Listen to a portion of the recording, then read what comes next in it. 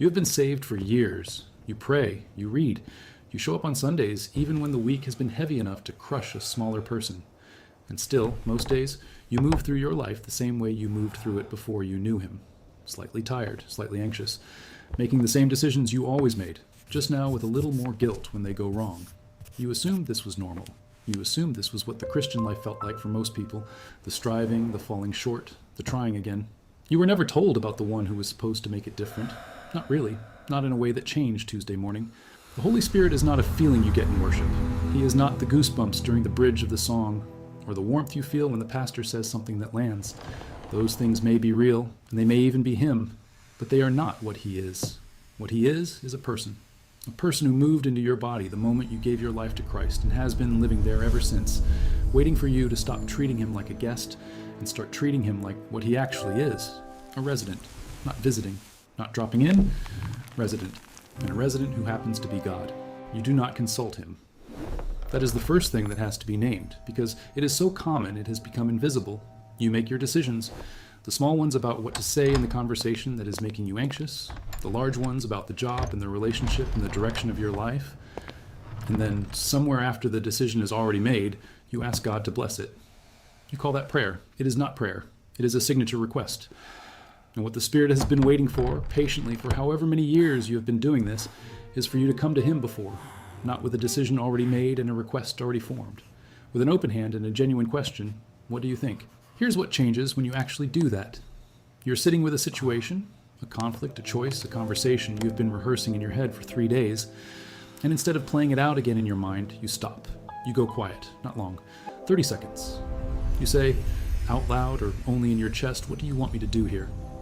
And then something happens that you cannot fully explain afterward. It is not an audible voice. It is not a dramatic impression that arrives with trumpets. It is quieter than that and more precise. It is a knowing, a specific, directional knowing that lands below thought, below feeling, in a place in you that was not making noise before you asked.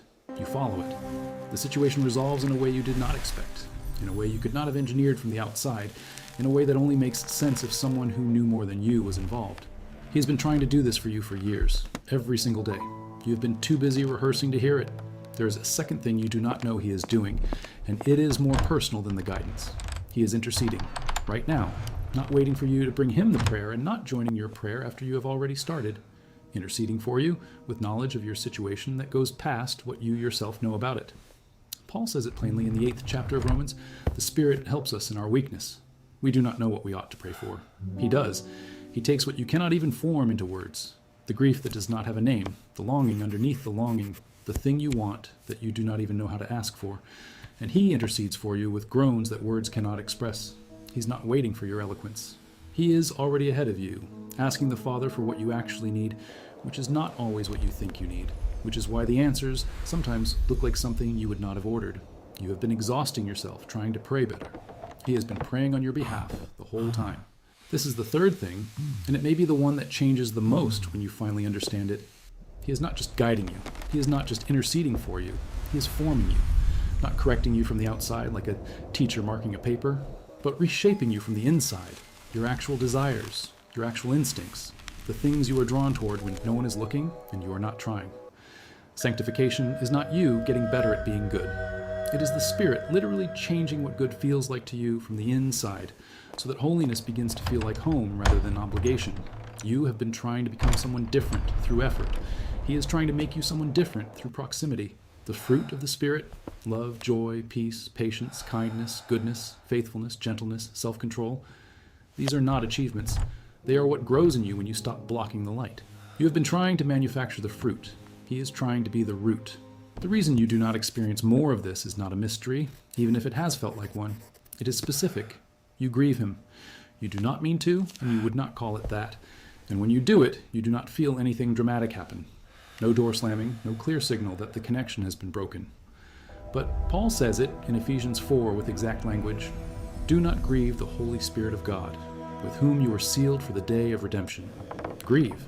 The word used is the word for the sorrow of a person who loves you and has been wounded, not offended, not irritated, grieved.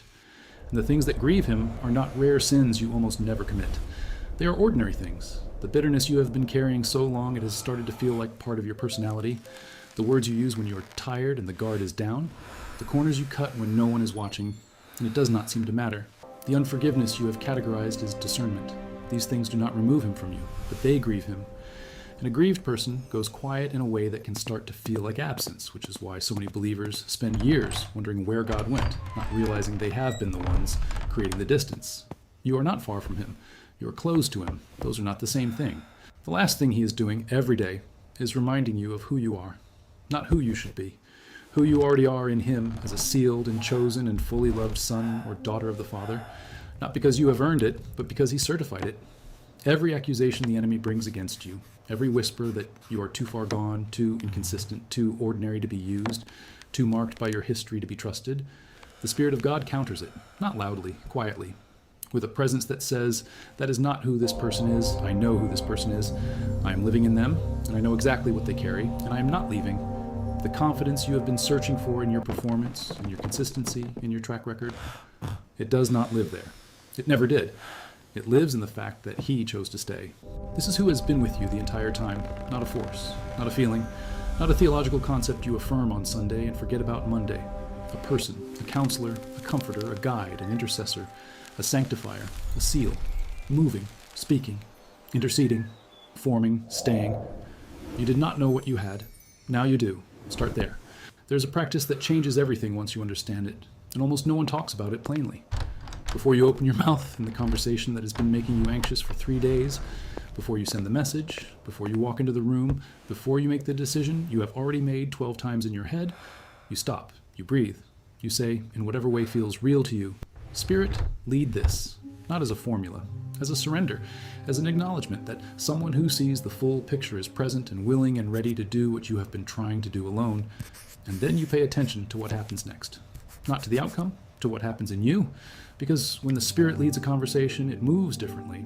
Things get said that you did not plan. Defenses come down in the other person before you have earned it. The room changes temperature. Reconciliations happen that logic said were impossible.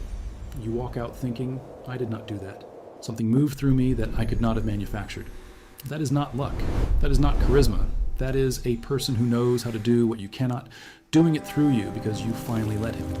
You have spent years trying to be a better Christian. He has been trying to be your life. There is a difference. A better Christian is still you, trying harder. A life surrendered to the Spirit is something else entirely. It is you becoming the vessel for a power that rewrites outcomes, softens hearts, opens doors, and produces things in you that you could not have grown on your own.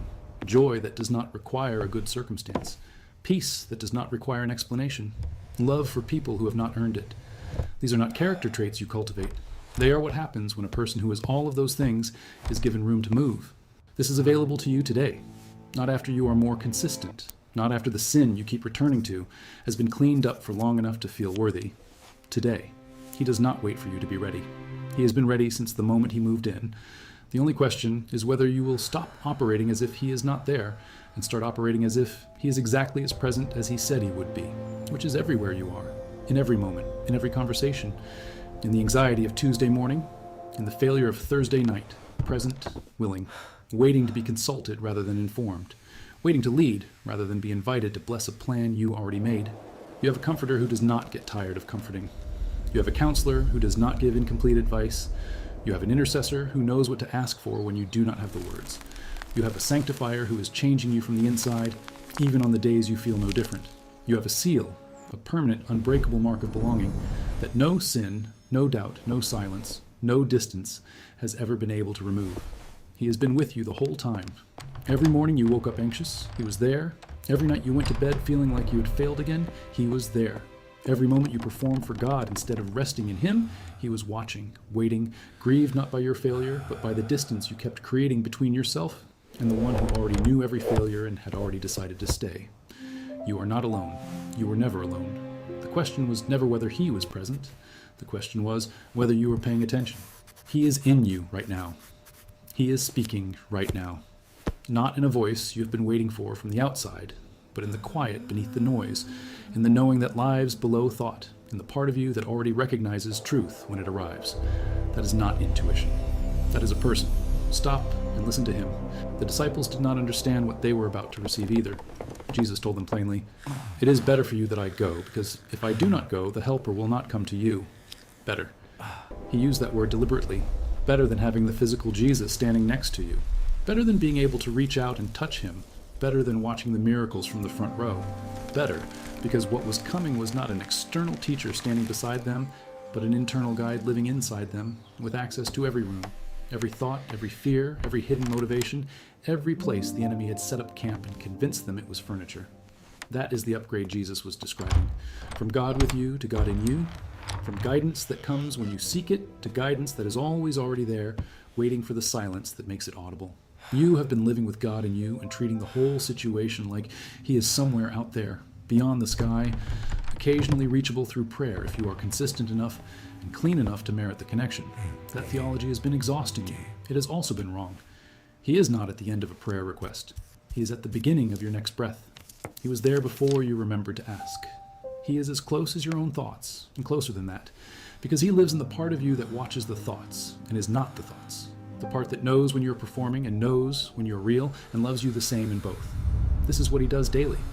This is what he has always been doing, guiding, interceding, forming, comforting, sealing, speaking, staying. You were made for this kind of life, not the striving version, not the trying harder version. The version where you wake up and the first move you make is inward toward the person who already knows what the day holds and has already begun to move through it ahead of you. The version where the anxiety that used to own your mornings gets handed off, not managed. Where the decisions that used to require 3 days of rehearsal get settled in 30 seconds of genuine consultation. Where the people in your life begin to experience something in you they cannot name but can feel, a steadiness, a warmth, a quality of presence that does not belong to you by nature, that belongs to the one living in you by grace. That is not aspirational. That is available. That is what was promised. And the promise was kept the moment he moved in. You are not waiting for more of God. He is waiting for more of you. All of you, every room, every plan, every Tuesday morning, every conversation you are dreading, every version of yourself you have been managing in private and performing in public. He wants those rooms too, not to condemn what is in them, to clean them, to redecorate them, to make them places where he can move freely and where you can finally stop pretending that the mess is not there. Give him the house. That is all, the whole house. He has been standing at the door of each locked room for as long as you have known him. Yet he is still standing there. He is patient enough to wait forever. But you do not have forever, and the life on the other side of that door is real, and it is good, and it is available today. And it starts with one thing, turning to the one who is already in you, and finally asking him what he thinks.